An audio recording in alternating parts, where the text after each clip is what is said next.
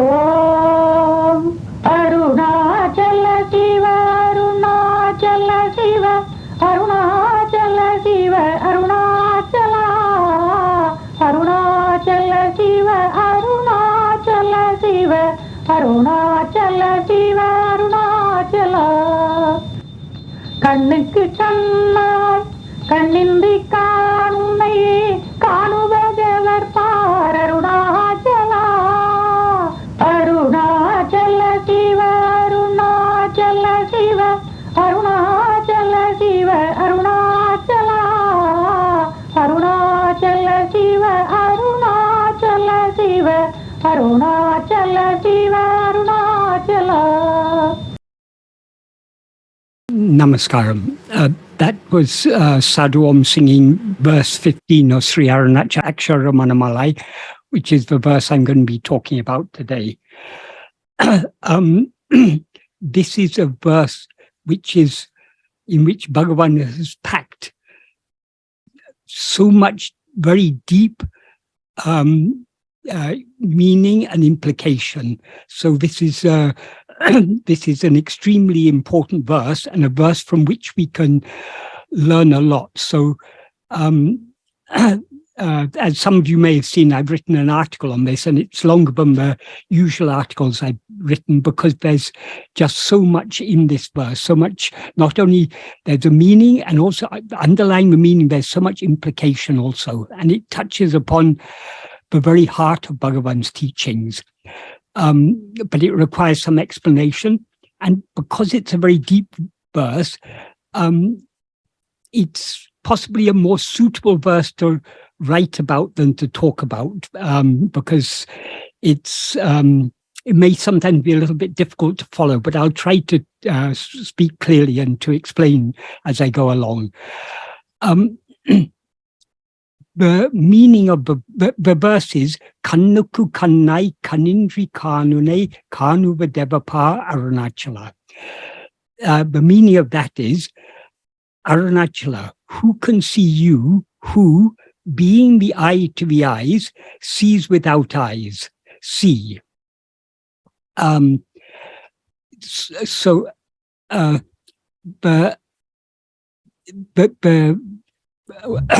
The word that Bhagavan repeats 3 times is kaṇ. Kaṇ means eye, that is the organ of sight. And kaṇṇukku is the locative or 7th case singular form of it, so it means 2-eye or 4-eye. Kaṇukku, kaṇṇāyk, I is an adverbial participle that means being, or it can also mean as. So kaṇṇukku, kaṇṇāyk means being the eye to or for the eye, or as the eye to or for the eye. The eye to which Arunachala is the eye is the mind or ego, which is the eye that sees the world through the bodily eye and other senses. That is, Bhagavan is using the word here, eye, in a metaphorical sense. To understand that this is what Bhagavan means here, consider the fact that a telescope is an eye through which we can see distant objects, and a microscope is an eye through which we can see minute objects. But neither of these artificial eyes can actually see anything because they are jada, devoid of awareness. What sees through them is the eye of flesh, the bodily organ of sight. So this eye of flesh is the eye to all other artificial eyes, such as telescopes or microscopes. However, even the eye of flesh and other sense organs do not actually see or perceive anything because they are also jada, just like a telescope or microscope. What sees the physical world through the eyes and other sense organs is only the mind. So even though the eyes are open, if the mind is not looking through them, whether because it is asleep or preoccupied with other thoughts or looking within or for any other reason, they do not see anything. Only when the mind is looking out through them is there anything seen through them. And likewise with the other sense organs. So the mind is the eye to the eyes, the ear to the ears, and so on. Since all objects of sight and other sense impressions are known only by the mind, they seem to exist only in its view, so they do not exist independent of it, as Bhagavan says in verse 6 of Ulladu. The meaning of verse 6 is, the world is a form of 5 sense impressions. That means 5 kinds of sense impressions: sight, sounds, taste, smells, and tactile sensations. They're untrue, not anything else. That is, if we remove all sight, sounds, taste, smells, and tactile sensations, where is there any such thing as the world? What we know as the world is only a combination of these 5 kinds of sense impressions. So, as I say, Bhagavan says, the world is a form of 5 sense impressions, not anything else. Those 5 sense impressions are impressions to the 5 sense organs. Since the mind alone perceives the world by way of the 5 sense organs, is there a world besides the mind? Say, besides means excluding, if not for, apart from, other than, or without. So without a mind, is there any such thing as the world? In other words, well, that's a rhetorical question. The implication is there's no world without the mind, because the world doesn't actually exist. It merely seems to exist, and it seems to exist only in the view of the mind. Since the 5 sense organs are part of the physical body, which is itself a part of the physical world, and since they seem to exist only in the view of the mind, like the rest of the world, they do not exist independent of the mind. Like all other objects of knowledge, they are jada, devoid of awareness, so they do not know anything, and hence they are merely the windows through which the mind perceives the rest of the physical world. This is why Bhagavan describes the mind as Vinadiya Bilakum Kannadiya Porikum Kan. The eye, 2 or 4, the sense organs beginning with eyes, which illumine what begins with space, namely the physical world, which is composed of the 5 elements: space, air, fire, water, and earth. That's how Bhagavan describes it in verse 5 of Atma-vichara. Because that verse is very closely related to this verse of Akṣaramaṇamālai, I will read the meaning of it. What Bhagavan says in this verse is, in the heart that investigates within, as it is without thinking of anything other, oneself, who is called Aruṇācalā, the one substance, which shines as the eye to the mind eye, which is the eye to the sense organs beginning with eyes, which illumine what begins with space, and as the space to the mind space, will certainly be seen. Aruṇācalā, grace is also necessary. Ambupurname, be adorned with love. That is, in order to, the grace is ever present, but in order to be benefited by the grace, we must have all-consuming love. And that love, of course, is given by grace. Imbutorname, happiness will certainly appear. So if by his grace we develop love for him in our heart, and therefore yield ourselves to his grace, then happiness will appear, is the implication. The mind is able to perceive the world through the windows of the eyes and other sense organs because it is endowed with awareness. However, it is not real awareness, chit, but only a semblance of awareness, chidabhasa, because real awareness is not aware of anything other than what actually exists, namely itself. Since the nature of the mind is to always know itself as I am this body, and consequently to know the appearance of numerous other objects which do not actually exist, but merely seem to exist in its view. It is an awareness that knows what does not exist as if it existed. So it is not real awareness, even though it seems to be so. The awareness that is called mind or ego, therefore, is like the light of the moon. The moon does not have any light of its own, but since it reflects the light of the sun, it seems to be luminous, and by its reflected light, it illumines other things in the darkness of night. Likewise, the mind does not have any light of its own, but since it reflects the light of pure awareness, it seems to shine as awareness, and by its reflected light of awareness, it illumines and knows the appearance of vishayas, objects or phenomena, in the darkness of its self-ignorance. That is one thing. I'll just a small explanation I add here.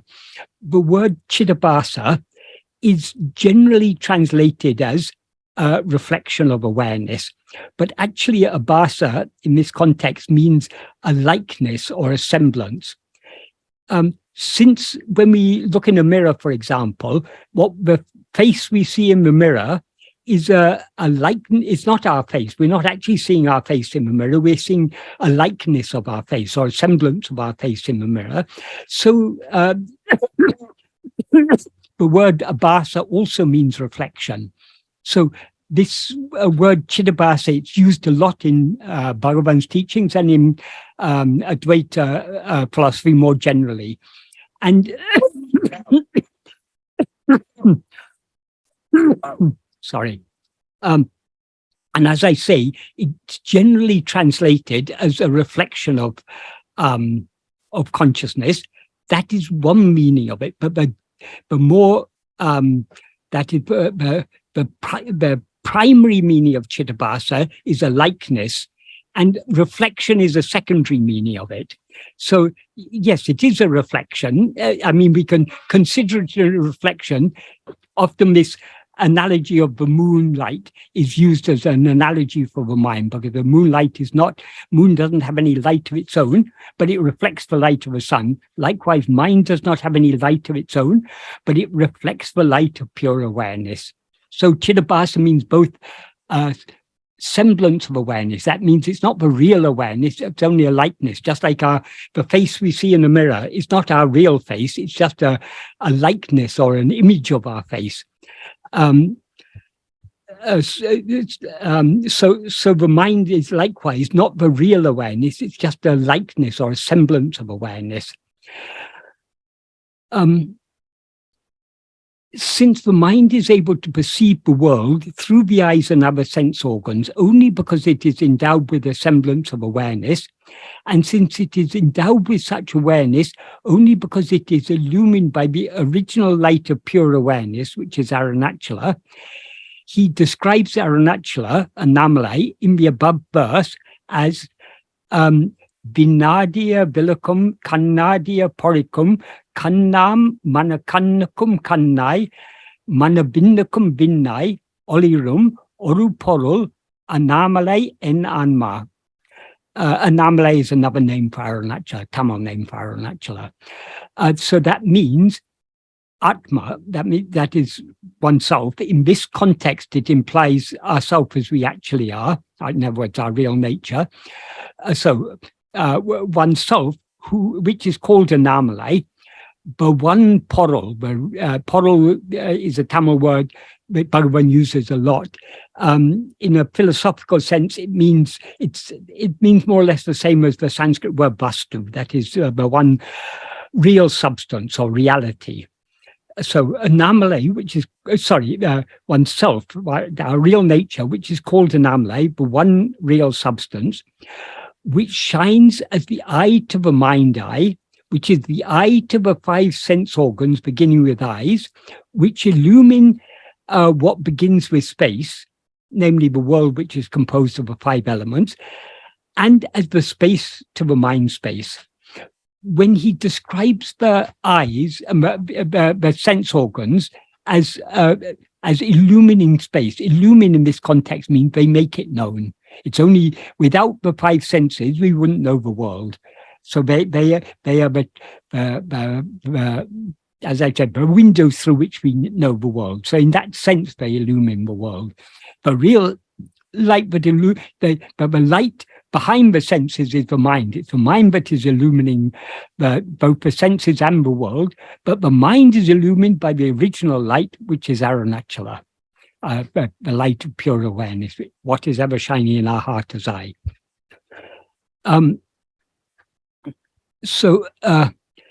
Since the world seems to exist only in the view of the mind, just like the world we see in a dream, the space within which physical space, Buddhakasa, appears and is therefore contained is the mind space, Manakasa or Chittakasa. And since pure awareness alone is what actually exists, the mind cannot be anything other than pure awareness, just as an illusory snake is nothing other than a rope. So the space within which the mind space appears, albeit only in its own view, so the space within which the mind space appears, albeit only in its own view, and is therefore contained, is the infinite space of pure awareness, Chiddakasa, which is Arunachala. This is why he describes Arunachala as mana binnakum vin, the space to or for the mind space. In other words, the space that contains the mind space, which contains the physical space. Likewise, since the light that illumines the appearance of the world is the semblance of awareness, Chiddabhasa, called mind or ego, just as the reflected light of the moon illumines objects on earth in the darkness of night, he describes the mind as Vinadya Vilakum Kannadya Porikum Kan. That is the eye, two or four, the sense organs beginning with eyes, which illumine what begins with space. And since the light of awareness that illumines the mind, enabling it to know the appearance of the world through the eyes and other sense organs, is pure awareness, I am, which is what is called Arunachala, he describes Arunachala as Kannadya Porikum Kannam Manakannukkum Kaṇṇai. That is the eye to the mind eye, which is the eye to the senses, beginning with eyes.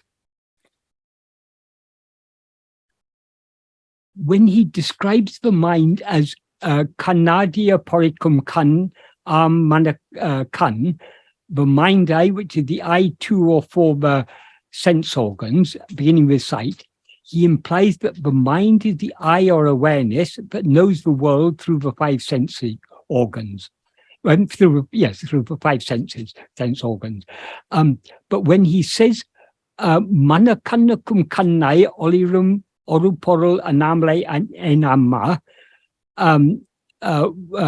Atma, which is called Anomalai, the one porul, one real substance, which shines as the eye to the mind eye, he does not intend to imply that Arunachala knows either the mind or the world through the mind, but only that Arunachala is the real eye or awareness, but lends its light to the mind, enabling it to know everything else. This is an important point, so I'll explain it in more detail now. That is, all the phenomena that constitute the world are forms of one kind or another, and we see forms only when we mistake ourselves to be one among them. In other words, only when we mistake ourselves to be a form do we see other forms, as Bhagavan points out in verse 4 of Ulladu. What he says in verse 4 is, if oneself is a form, the world and God will be likewise. If oneself is not a form, who can see their forms? How? Can the seen be otherwise than the eye? The eye is oneself, the infinite eye. We seem to be a form only when we rise and stand as ego, the false awareness, I am this body. So the implication of the first sentence of this verse, uruvum tānayin uluhu paramatran, if oneself is a form, the world and God will be likewise, is that whenever we rise and stand as ego, we consequently see the world and God as forms. Likewise, the implication of the rhetorical questions he asks in the next two sentences, uruvum tān andrel, uvatrin uruvate kaṇurudal yavan evan. That means if oneself is not a form, who can see their forms? How, implying how to do so, is that whenever we do not rise and stand as ego, we cannot see any forms, because the seer or knower of forms, namely ego, is not then present. Thus, he points out a fundamental philosophical principle, namely that the nature of what is seen cannot be otherwise than the nature of what sees it, as he implies by asking rhetorically in the next sentence, kaṇṇalal kākṣiyondo. That means, can the seen be otherwise than the eye? This particular sentence of in verse 4 of Uludunapadu is a very, very important sentence, but Bhagavan has used very simple language but with a very deep implication. So read superficially, what this sentence seems to mean is there anything seen without an eye?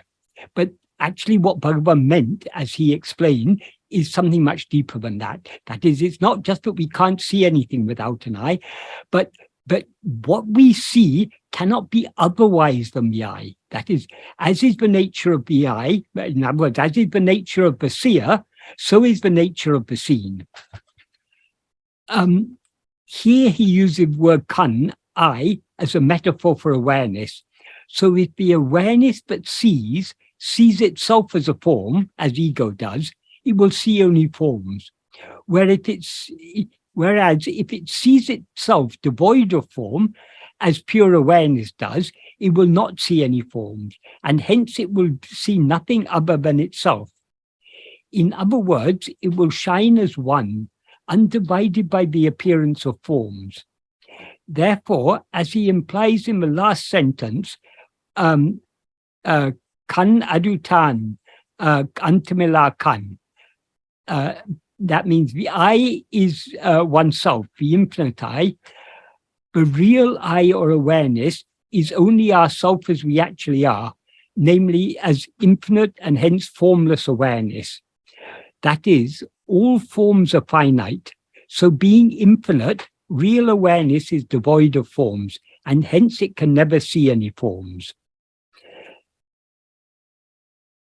Therefore, when he describes Arunachala as mana kaṇṇukkum kan, the eye for the mind eye, or eye even for the mind eye, in verse 5 of Atma-vichara, and as kaṇṇukku kan, the eye to the eye, in this 15th verse of Akṣaramaṇamālai, he does not mean either that Arunachala sees any forms, any objects or phenomena, or that it sees the mind, the subject or ego, the knower of all forms, but only that it is the original light of pure awareness, which is what illumines the mind, enabling it to see all forms. The fact that Arunachala does not see either the mind or the world as anything other than itself is also implied in the next group of words in this verse of Akṣaramaṇamālai, namely kaṇṇiṉṭṛi uṉai. That means you who sees without eyes.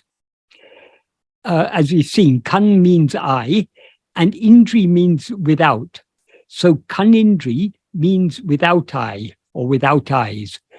Kan is the root of a verb that means to see, but by poetic license, it's used here in the sense of adjectival or relative participle, kāṇum, which means which sees or who sees. And uṉai is a poetic abbreviation of uṉai, the accusative or second case form of the second person singular pronoun you. So kāṇuṇaik means you who see. What then does he mean by saying that Arunachala sees without eyes?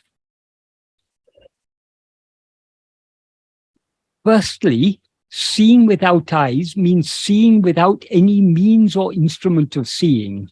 So how is such seeing possible?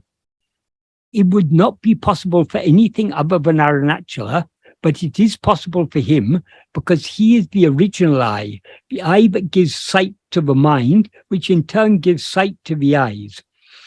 Without the sight or awareness given to it by him, the mind could not see or know anything, because it would be jada, devoid of awareness, since it has no awareness of its own. Whatever awareness it seems to have is awareness that it borrows from him, since he is the original light of awareness, which is what shines within the mind as its fundamental awareness, I am. Therefore, the mind, which is what shines, therefore the mind does not shine by its own light, but only by his light, whereas he shines eternally by his own light, the light that is his own being, I am. So he never needs any light, any other light to illumine himself or to see himself. In other words, he is self-shining, swayam prakasa, because he is the original light of pure awareness, which is the light that illumines the mind and all other lights, which are objects known by the mind. Therefore, he sees without eyes because he sees whatever there is to see by the light of his own being, Sat, which is pure awareness, Chit. Secondly, kaṇiṉṭṛi, without eyes, implies not only without physical eyes or other sense organs, but also without any mind, which is the eye that sees the appearance of the physical world through the eye and other sense organs. Since Arunachala does not have eyes of any kind other than himself, in what sense is it said that he sees? Since he does not see with physical eyes or other sense organs, he does not see any physical forms of phenomena. And since he does not see with the mind eye, that is the eye that is called mind or ego, he does not see any mental forms of phenomena. In other words, he does not see forms of phenomena of any kind whatsoever, nor does he see the mind, which is what sees all forms of phenomena, because the mind or ego is just the false awareness, I am this body, whereas Arunachala is the pure awareness, I am, which is always aware of itself as I am I, meaning that it is never aware of itself as anything other than itself. Since he sees without eyes of any kind other than pure awareness, what does he see? Since he does not see either objects, forms of phenomena, or the subject, mind or ego, he sees nothing other than himself. However, since he alone is what actually exists, he sees all that there is to see, so he is all-seeing or all-knowing. Since nothing other than him actually exists, whatever else may seem to exist is just a false appearance, so it cannot actually be anything other than him. That is, he himself is what seems to be all other things, both the subject and all objects, just as a rope is what seems to be a snake. So long as we see a rope as a snake, we do not see it as it actually is. And when we see it as it actually is, namely as a rope, we will no longer see it as a snake. Likewise, so long as we see the one thing that actually exists, namely Arunachala, who is our own real nature, Atma-vichara, as a multitude of forms of phenomena, objects or things known, and as the mind or ego, the subject or knower of such things, we do not see it as it actually is. And when we see it as it actually is, namely as the one infinite, eternal, immutable, and indivisible pure awareness I am, we will no longer see it as anything else.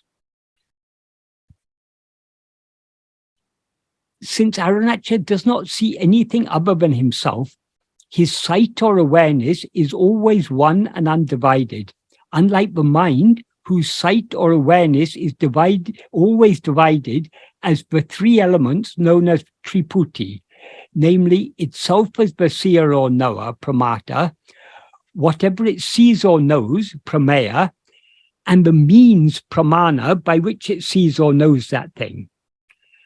Being pure awareness, Arunachala alone is both what knows and what it knows. And it itself is also the means by which it knows itself, because it knows itself just by being itself, as Bhagavan points out in verse 26 of Upadesha Tānai iritale tannai aridalam tāne rendatradal. That means being oneself alone is knowing oneself, because oneself is devoid of two. That is, since Arunachala, who is Atma-swarupa, the real nature of ourself, is immutably and indivisibly one, he can never be divided as two things, one as a subject to know the other as an object. So he does not see or know himself as an object, but as himself alone. And since he is pure awareness, being aware of himself is his very nature. So he sees himself merely by being himself. And hence he does not need any means or instruments, pramana, other than himself to see himself. This is why Bhagavan says that he sees kaṇṇiṉṭṛi, without eyes. And the eye is a means or instrument by which we see things other than ourselves. But being pure awareness, Arunachala does not need any eye other than himself to see himself, nor does he need any eye to see anything other than himself, because there's nothing other than himself for him to see, since he alone is what actually exists.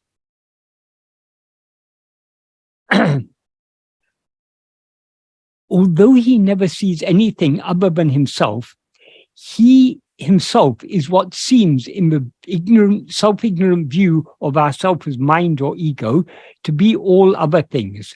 So he is actually seeing all other things merely by seeing himself as he actually is. That is, though he does not see the appearance of anything else, he sees the reality of everything else, because he sees everything else as it actually is, namely as himself, the one infinite and indivisible whole. This is what Bhagavan often used to describe as seeing without seeing, or knowing without knowing, because by always seeing the one reality of everything without ever seeing the appearance of multiplicity, Arunachala sees everything without seeing anything. In this sense, therefore, he is omniscient. He knows us and everything else infinitely better than we can know ourselves, because whereas we know ourselves as an object knowing innumerable as a subject knowing innumerable objects, he knows us as we actually are, namely as himself, the one thing that alone actually exists. When we as mind or ego know any object or phenomenon, our knowing it is a mental activity, an action of knowing.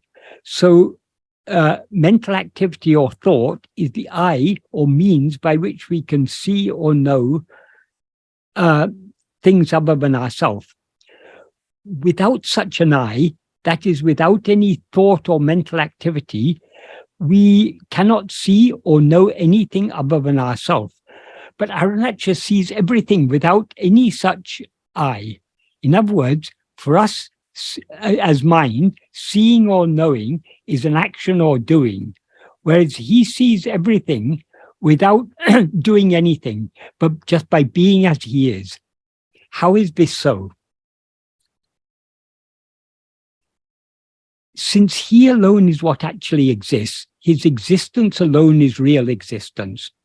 The existence of the mind and all other things is not real, but just an appearance, a semi-existence, because they borrow their semi-existence from his real existence or being, which is their source and substance, just as an illusory snake borrows its semi-existence from the relatively more real existence of a rope, which is its source and substance, or as gold ornaments borrow their semi-existence from the relatively more real existence of gold, their source and substance. Why is it said that Arunachala alone actually exists? For the simple reason that what actually exists must also always exist. And since he is Atma-swarupa, the real nature of ourself, which is what shines eternally and immutably as our fundamental awareness I am, he alone is what always actually exists. As Bhagavan often explained, whatever exists at one time, but not at another time, does not actually exist, even when it seems to exist. Why? Because because whatever comes into existence or ceases to exist is not intrinsically existent, since existence is something that it gains and loses. Since it gains existence at one time and loses it at another time, it must derive its semi-existence from something other than itself.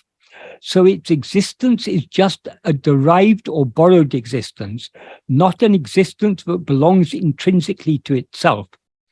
Therefore, since it has no existence of its own, it does not actually exist, even when it seems to exist. This is why Bhagavan Krishna says in the Bhagavad Gita, chapter 2, verse 16, that there is no existence for what does not exist, and no non-existence for what does exist, thereby implying that what does not actually exist can never come into existence, and what does actually exist can never cease to exist. So whatever seems to come into existence or to cease to exist does not actually exist, even when it seems to exist. This is one of the key principles of Advaita and of Bhagavan Ramana's teachings. So he translated this verse into Tamil as verse 9 of Bhagavad Gita Saram. But what this verse means is, for what does not exist, there is no existence. For what does exist, there is not what is called non-existence. Therefore, those who have seen that this itself is the nature of the two called what does not exist and what does exist, are ascetics who have known the reality. If we slightly expand that, for Iladadu, what does not exist, there is no existence at any time. That is the implication. What Krishna says is, for what does not exist, there is no existence. That means at no time does what does not exist ever exist. And the second sentence, for Ulladu, what does exist, there is not at any time what is called non-existent. That implies what actually exists cannot ever cease to exist. So at no time does it ever not exist. Therefore, those who have seen that this is the nature of the two called what does not exist and what exists are ascetics who've known the reality, or who have known themselves the reality. We can also take it in that way. In Tamil, it's but kaṇṇayk we can take as themselves, or we can just take it as a suffix to the previous word may, which means real.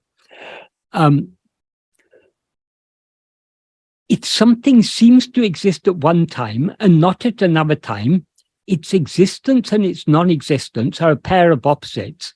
So like all pairs of opposites, they are not real, and hence they seem to exist only in the view of ourself as mind or ego. However, as pointed out in this verse, For what actually exists, uṇadu, there's no such thing as non-existence. So it transcends all such pairs of opposites. And hence it is the existence that is beyond both existence and non-existence. In other words, it is absolute, unconditional, and unqualified existence. This absolute existence is what is called Arunachala. And since it alone is what actually exists, there cannot be any awareness other than it to know it. So it itself is awareness, as Bhagavan points out in verse 23 of Upadesha Undiyā. What he says in verse 23 is, because of the non-existence of any awareness other than what exists, to be aware of what exists, uṇadu, is awareness uṇavu. And then he concludes the verse by saying, awareness alone exists as we. That implies that the one awareness that actually exists, namely pure awareness, which is awareness that is aware of nothing other than itself, is what we actually are. That's the implication of that last sentence of verse 23 of Upadesha Undiyā. If awareness were other than what exists, it would be a non-existent awareness and hence no awareness at all. Likewise, if what exists were other than awareness, it would not shine or be known because it would not know itself, and there could not be any awareness other than it to know it. Therefore, what exists is awareness. So it exists and shines by the light that is itself, its own being. What exists, therefore, must always exist, which means not only that it must exist at all times, but more importantly, that it must exist whether or not time seems to exist, because it must exist independent of the appearance or disappearance of time.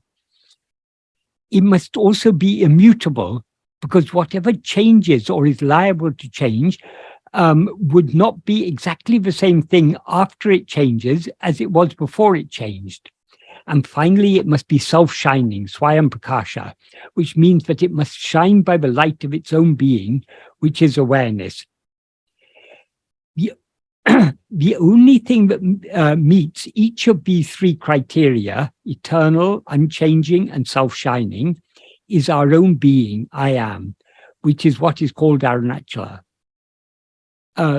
Everything else is impermanent, liable to change, and shines only in the view of the mind, which itself shines only by the light of awareness that it borrows from I am. In the absence of the mind, as in sleep, nothing other than I am exists or shines. So everything else depends for its seeming existence upon the mind, in whose view alone it seems to exist. And the mind depends for its seeming existence and awareness upon the one real existence awareness, Sat-Chit, namely Arunachala, who exists and shines eternally and immutably by his own light as I am.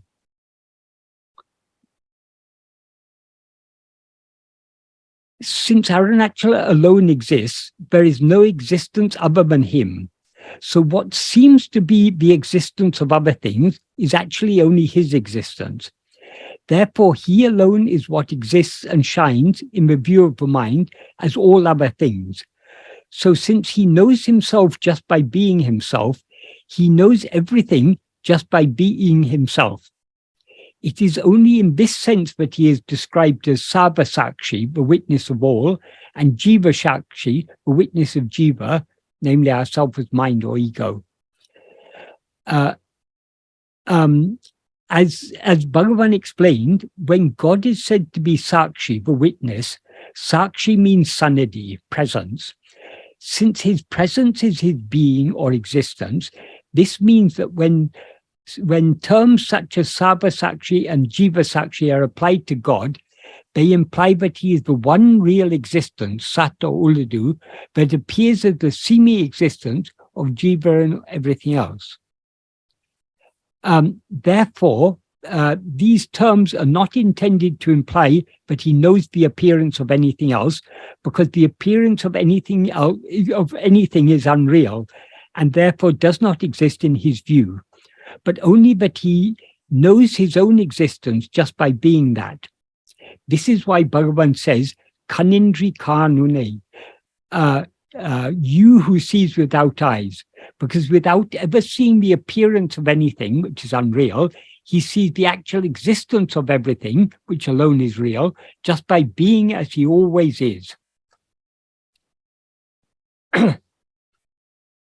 In verse 13, Bhagavan asked rhetorically, Oṅkāra porul oppoya villoi uṇayārariba Arunachala. Arunachala, substance or reality or import or referent of Oṅkāra, sacred syllable Om, you for whom there is not anything or anyone equal or similar or superior, who can know you? Thereby implying that no one other than himself can know him as he actually is. And likewise in this 15th verse, he asks rhetorically, kaṇṇukku kaṇṇāyk kaṇiṉṭṛi kāṇuṇaik kāṇuva devar.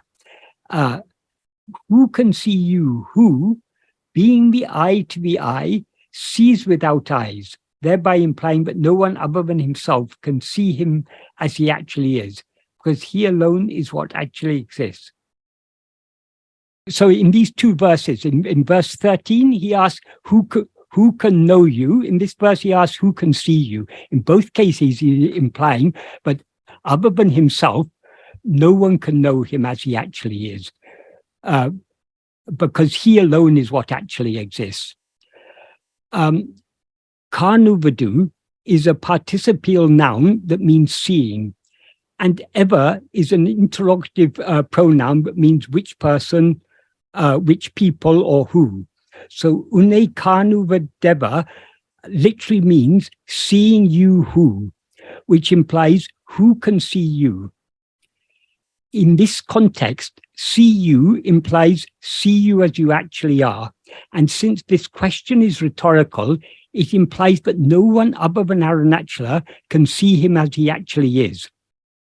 What he actually is pure awareness, or as Murugan expresses it in his commentary on this verse, Suddha Chaitanya Sarupam, which means that whose very nature is pure awareness, or it can also mean our own real nature, which is pure awareness. So he cannot be known as he actually is by anything other than himself, because pure awareness can never be an object of awareness. That is, it cannot be an object known by the mind or ego. So we can know it only by being it, and by being it, we cease to be mind or ego and remain as we actually are, which is Arunachala. So what knows him is only he himself.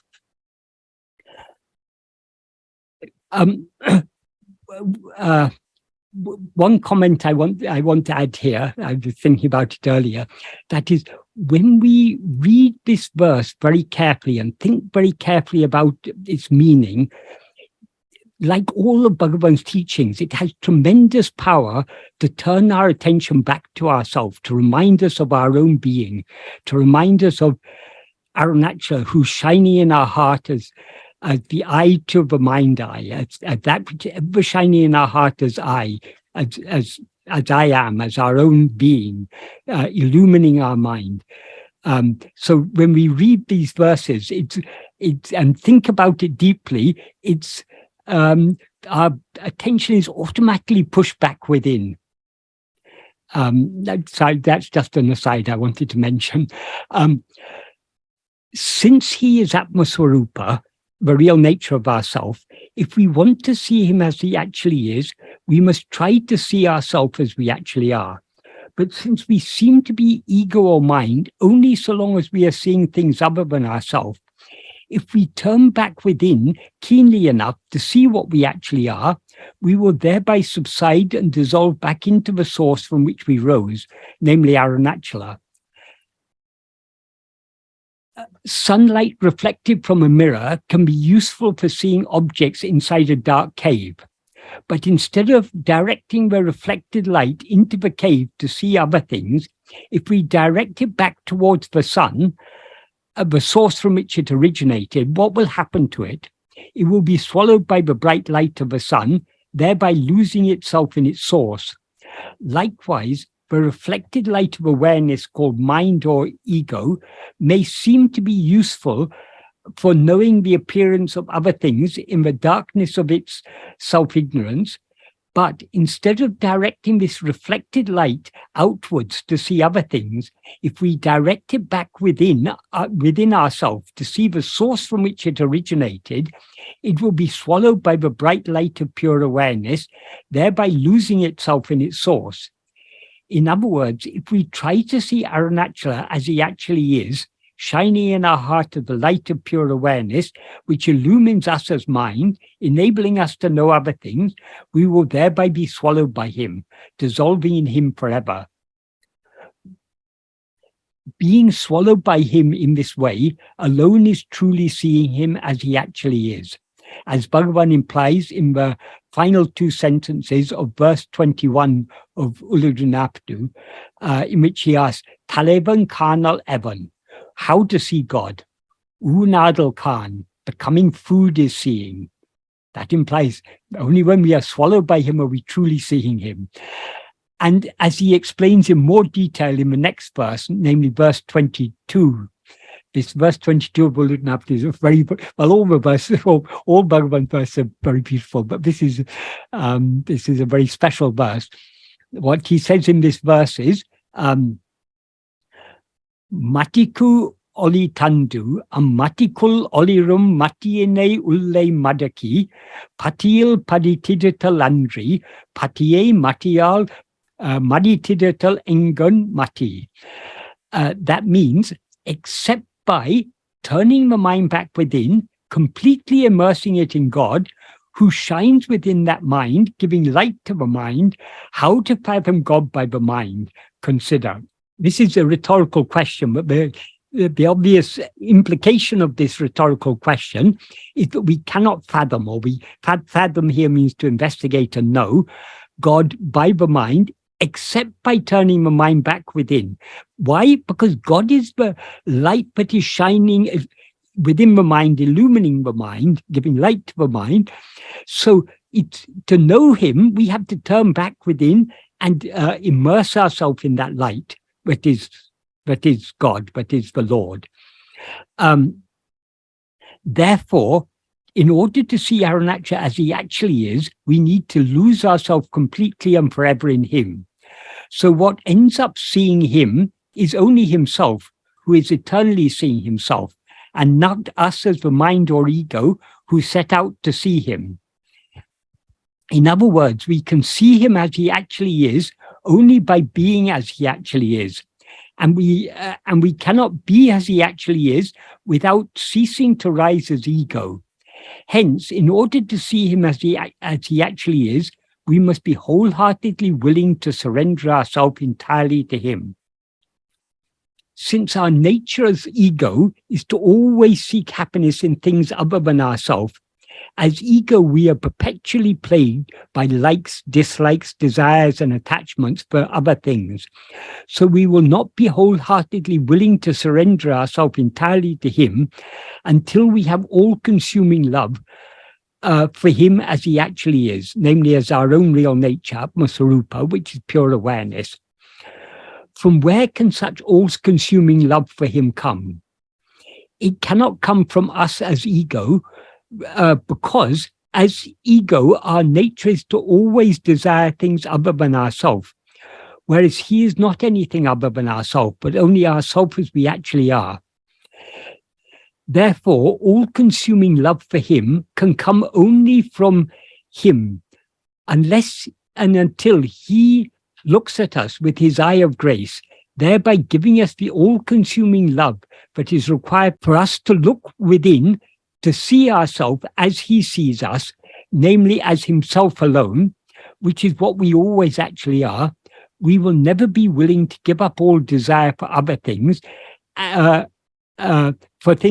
anything other than ourselves, and thereby surrender ourselves entirely to him.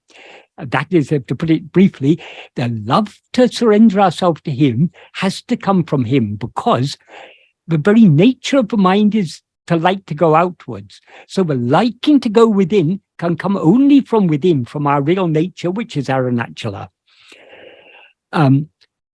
That is why Bhagavan ends this verse with a single word of prayer, pa, which means see or look, and which in this context implies see me or look at me. Only by Arunachala looking at us can we look at him and see him as he actually is, namely as our own being, I am. Just as the reflection of our face in a mirror cannot look at us unless we look at it, we cannot look at Arunachala unless he looks at us, because he is the one real awareness of which we as ego or mind are just a reflection. Our looking at our reflection is itself our reflection looking at us. Likewise, his looking at us is itself our looking at him. These are not two separate actions, but one and the same. However, since he alone is real awareness, whereas we as ego are just a semblance of awareness, he alone has the power to make us look at him, and we have no power of our own to make him look at us. The only power by which we can make him look at us is the power of wholehearted and all-consuming love for him. But such love can be given only by him, because the nature of ourself as ego is to love things other than ourselves, but not to love our own reality, which is Arunachala, the one infinite existence awareness, such it, which shines eternally in our heart as our own being, I am. This analogy of our having to look at our reflection in a mirror in order for it to look at us is useful to illustrate why he must look at us in order for us to look at him. But like all analogies, it has its limitations. One of these is that though the reflection of our face in a mirror can look here or there, depending, of course, on where we look, it cannot see anything because it is jada, devoid of awareness. Whereas the mind is a reflection, but not only looks at things, but also sees them, because it is a form of awareness, albeit not awareness as it actually is. Whereas our face and its reflection in a mirror are two distinct things, pure awareness and the mind are not distinct in the same way, because though they are distinct in appearance, they are not distinct in substance. Just as a rope and the snake, it seems to be, are distinct in appearance, but not in substance. That is, pure awareness, which is Arunachala, is what is always shining in the mind, illumining it, and thereby enabling it to be aware of itself and other things.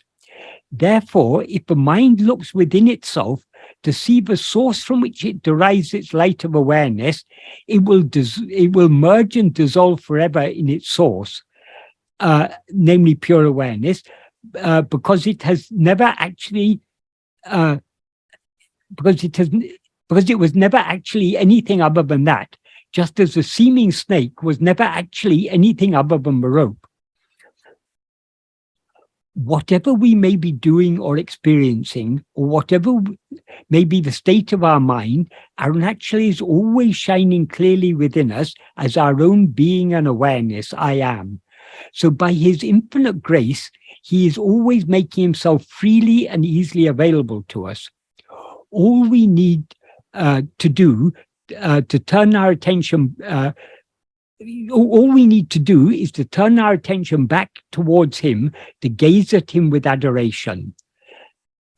However, though he is always so easily available to us, we generally fail to pay heed to his presence in our heart because we are more interested in other things than we are in him.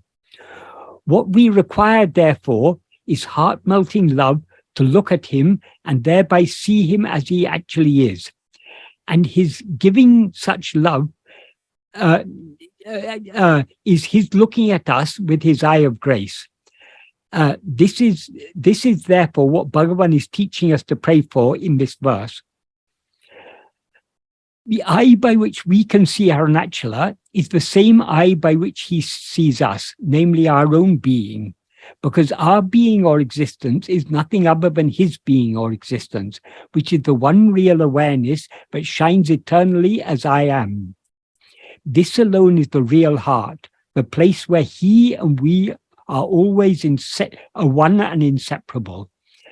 Therefore, we can see him as he actually is only by turning our entire attention back within and thereby sinking deep into the heart, our own being, where he is always waiting to embrace and devour us completely.